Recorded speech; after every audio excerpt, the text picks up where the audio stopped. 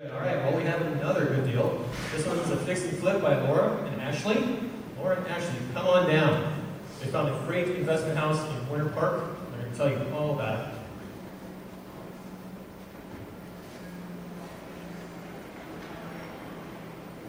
Good evening. I'm Ashley Howard. It's my sister Laura Hardy. This is a house that we purchased in Winter Park. We sent out letters to non-owner occupied homes, so rentals.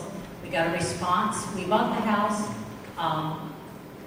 We contacted them in June, and we got it listed for sale. They had it listed. They were about to list it for sale, and we got it before they put the listing in. So it's a 3-bedroom, 2-bath, 2-car garage. You can see 1,581 square feet. It was an old house built in 1970, very dated, and it had been rented for, I actually think it was a little more than 30 years. And so the house needed some work. We got 100% seller financing on it. No payments, no interest, nothing until we sold the house. We did borrow the rehab money. We had no monthly payments on it.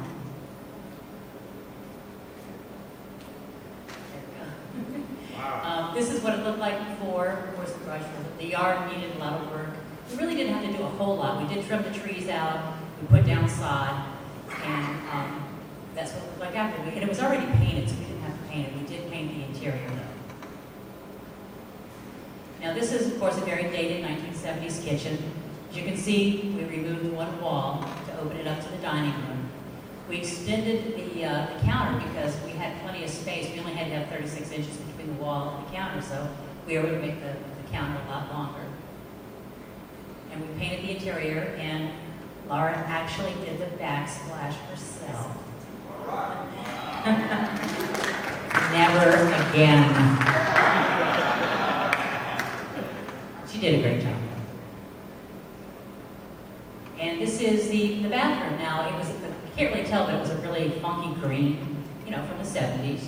So we actually had the tile glazed, and it turned out great. We were really impressed with how well it looked. Of course, we, did cabinets and granite in the bathrooms. And we were able to save the mirror, but of course it had discoloration around the edge, so we just framed it. We just took molding and put frame around it.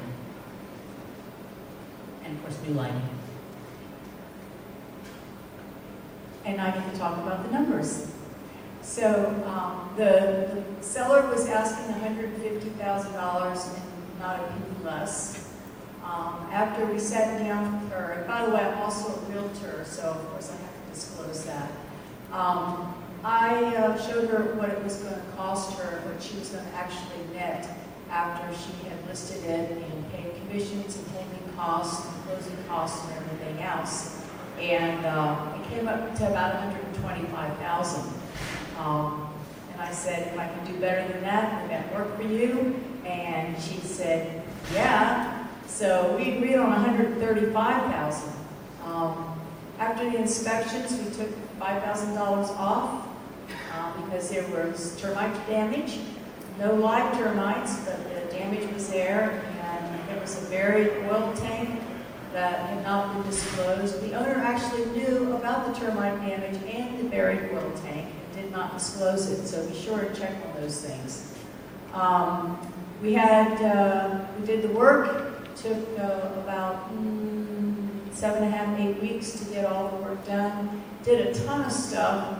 Spent $29,500 on the repairs, and that money is, you probably learned, we borrowed that money too. We also borrowed the closing costs for both the seller and when we sold the property. We had our side of the closing costs, so that's part of the number. The appraisal, we listed it way over our ARV.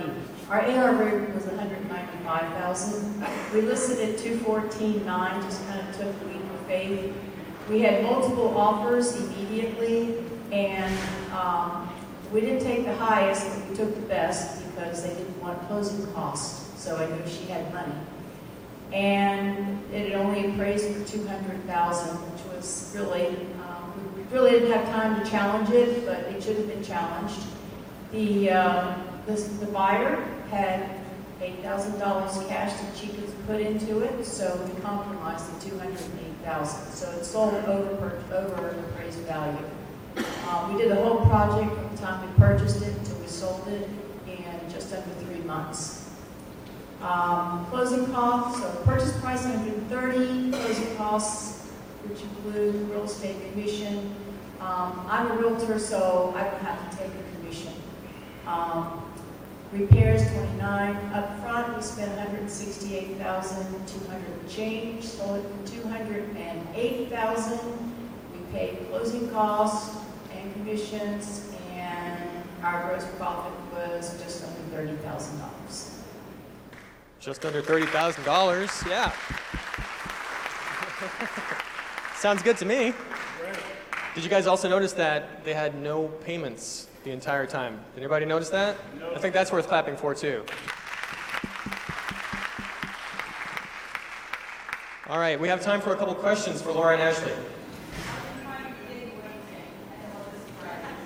How did I find the hidden oil tank? I almost fell over it. It was 2 pipes sticking up out of the ground, and it had not been disclosed. And not only that, the home inspector didn't even find it, which is kind of crazy. Interesting to know. All right. Any other questions? Yes, sir. What was the seller financing like? It was, she owned the property outright, and we actually gave her 3 offers. One was all terms, one was terms in cash, and the other one was all cash. Of course, the lowest offer, all cash, was Mayo. She really liked holding the note and getting the most money out of the deal, and she didn't have to have the cash right then. So once we closed and sold it, she was paid off. Yep. For guests tonight, generally when we make offers on houses, we usually make multiple offers when we go to meet people. Roger. We sent out yellow letters to the non-owner-occupied homes, the rentals in Eastbrook. And also, we are going to be buying another house from the same lady. Fantastic. All right. We get the same deal. Hopefully. Any other questions for Laura and Ashley? Last one.